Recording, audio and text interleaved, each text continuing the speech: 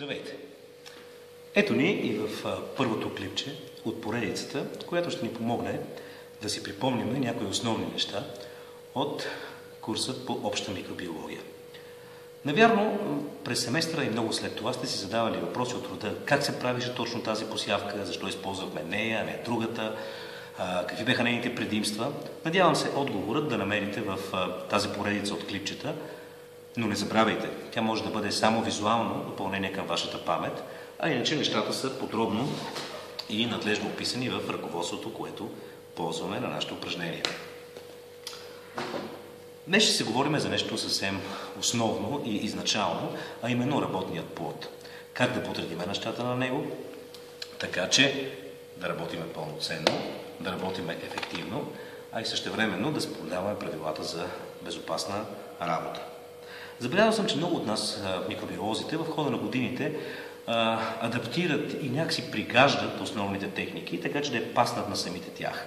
Това не е вредно, стига да не се забравя, че съществуват основни правила, които трябва да бъдат спазвани. Рискувате в началото, ако запомните нещо по не точно правилният начин, да повторите, мултиплицирате тази грешка и да го научите по неверен начин. Така, за работният плод. Преди всичко, каквото и да направиме на него, каквато и микробиологична работа да извършиме, трябва да пристъпиме към него подходящо екипирани.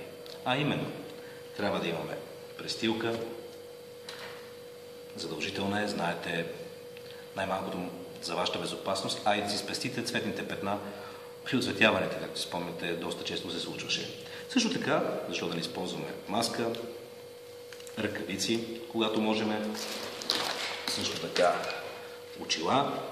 Така сме подходящо екипирани за такъв тип, за такъв клас микробиологична работа. След което можем да седнем на работното си място. Но забележете, да седнем. Това, което ми е направило впечатление по време на първите упражнения, много от вас, студентите, работите прави. Работите прави. Не знам, може би е по-удобно така. А когато работите прави, рискувате да се уморите. А и не е правилно. Така че, ето го и първото правило. Трябва да седнете удобно, да се разположите така, че да имате пълен контрол на нещата пред себе си. Друга грешка, която обикновено се случва в първите упражнения, е в стремежа си да не забравите нещо, вие се претрупвате. Претрупвате всичко пред вас, а това не е правилно. Рискувате във всеки един момент да бутнете нещо, да се залеете с нещо, да подпалите нещо. Знаете, това често се случваше. Така че не трябва да бъде така. Освободете си място. Така че тук пред вас да бъде само вашата спиртна лампа и бактериите и микроорганизмите, с които ще си имате работа. Не трябва да допускате и другата грешка, а тя е пък да забравяте. Знаете колко е неприятно, точно когато сте в хода на някакъв експеримент, когато правите посявки, препосявки, разреждания, нещо свършва, нещо го няма. Трябва да станете, това нарушава вашата концентрация, нарушава стерилността, която се опитвате да спазвате, така че премислете, преди да седнете, всичко дали е пред вас. А какво трябва да бъде пред вас? Разбира се, спиртните лампи, проверени надлежно, дали са достатъчно пълни с спирт. Винаги е добре да имате спирт и фунийка, с които да ги напълните по време на работа, ако свършат. Добре познатите ви йозета също са пред вас. Преди да продължим по-нататък, тук е мястото да споменеме двата принципа. Двата принципа, които нека да не бъдат за вас само два сухи принципа от първите страници на ръководството, а принципи, които ще ви водят във всеки един момент, когато седнете на работната маса да вършите микробиологична дейност. Бяха именно следните. Принципа на повсеместност. Принципа за повсеместност гласи следното. Преди да се получат доказателства за обратното, се приема, че във всяка една среда съществуват микроорганизми от всички видове, способни да оцелеят в нея. Имайте го това в предвид, особено когато се опитвате да изолирате така желан от вас микроорганизъм. Вторият принцип, само два са, но пък са много важни. Вторият принцип, принципа за стерилността. Принципът за стерилността беше следният. Всяка дейност се извършва с материали и пособия, предварително лишени от микроорганизми. Това е принципът, който може доста да вручи в живота ви, който може да ви спести, ако го спазвате, разбира се, много екстрени експерименти, много консумативи, много време, много нерви, когато готвите своите дипломни работи. Така че спазвайте го този принцип. Всичко около вас трябва да бъде съобразено с този принцип на стерилността. Продължаваме нататък. Най-често си имахме работа с петрита. Стерилни за еднократна употреба. Ако няма разположение от тях, се връщате на стария вариант с стъклените петрита. Бяха наистина малко по-тежки. Трябваше да бъдат подходящо измити, изсушени и стерилизирани в този вид, преди да дойдат на работната ви маса. Пипети. Задължително трябва да има пипети. Или старите стъклени пипети, които добре познавате, които се стерилизираха в тези метални цилиндри. Трябва да има също така еднократни пипети. Често се случва колби различни, в зависимост от това какво ви трябва. От този размер, по-малки, много големи. Но всичко трябва да бъде на една ръка разстояние от вас. Аз се опитвам винаги да подреждам около себе си на отделни столчета или помощни масички, нещата, които ще ми трябват, така че дори само с едно завъртане да ги достигна. Разбира се, лабораторния дневник, в който ще записвате това, което ще се случва тук на лабораторната маса, също е необходимо да бъде близо до вас. Но преди всичко, когато сядате на работното място, трябва да го дезинфекцирате. Не щадете време и усилия за това нещо, не отнема много време, но пък за сметка на това е изключително задължителна стъпка. Не знаете кой е работил пред вас, с какво е работил пред вас, така че много хубаво с подходящия дезинфекционен разтвор трябва да дезинфекцирате полата пред вас. Тук ще работите. Тук трябва да е чисто. Разбира се, за да ви да спомена, но сега го правя, това е съдът с дезинфекционен разтвор, за който също не трябва да забравяте. Така че след като сте подредили нещата и дезинфекцирали полата, вие може да пристъпите към работата. На полата още ще бъдат вашите микроорганизми в различни обеми, в различни посеви, било то на твърда агарова хранителна среда, било то в течни хранителни среди, но те също ще бъдат вас тук, с вас на работната маса. Сега, остана да обърнем малко внимание на йозето и лампата. Йозето, защото не за друго, а защото това всъщност е ръката на микробиолога или продължението на ръката на микробиолога. Както на зидаря чука и теслата са изключително важни, така и на микробиолога. Без това нещо не може да работиме. В големия си процент от случаите работиме с него. Хубавите йозета по принцип са направени от платина, от волфрам, от различни смеси на никел, хром. Разбира се, на упражнения използваме малко по-обикновени. Да, имайте предвид, че те бързо, много по-бавно се нагряват, отколкото качествените йозета и много по-бавно изтиват. Това нещо трябва да го имате предвид, когато манипулирате с микроорганизмите. Спиртните лампи вече казах, че трябва да са проверени предварително и надлежно напълнени с спирт. Сега си поговорим малко за самата първоначална работа около спиртна лампа.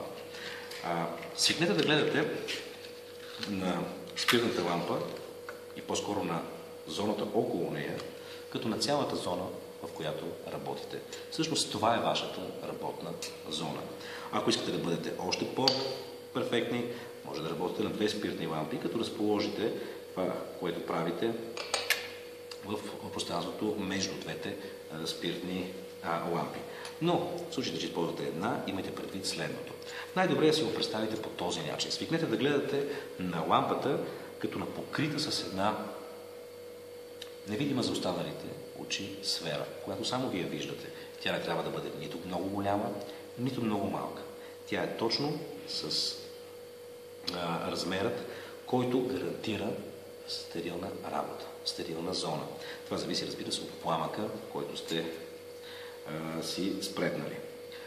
След като йозето е в ръката ви, то трябва да бъде надлежно стерилизирано в огъня на лампата. Това става най-често и най-добре, когато го държим вертикално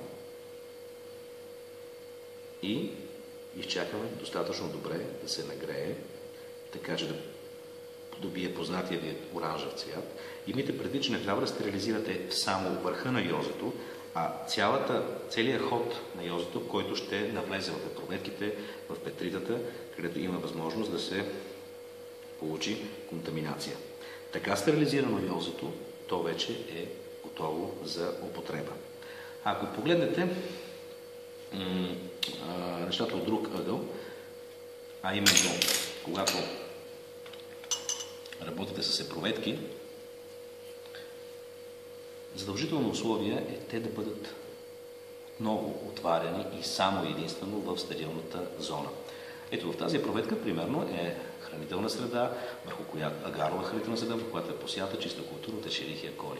Тоест тук, по дефиниция, има само клетки на Escherichia coli. Ако аз отворя тази епруветка в страни от стерилната зона, страни от сферата, за която си говорим, то тя вече няма да бъде пълна само с клетки на Escherichia coli. Рискувате да замърсите с микроорганизми от дъха си, от въздуха, нещо, което не искате да се случва. Нещата са много прости, когато работите в тази стерилна зона. Всяко едно действие трябва да бъде съобразено именно с желанието да останете вътре в нея. Стерилизирате йозето.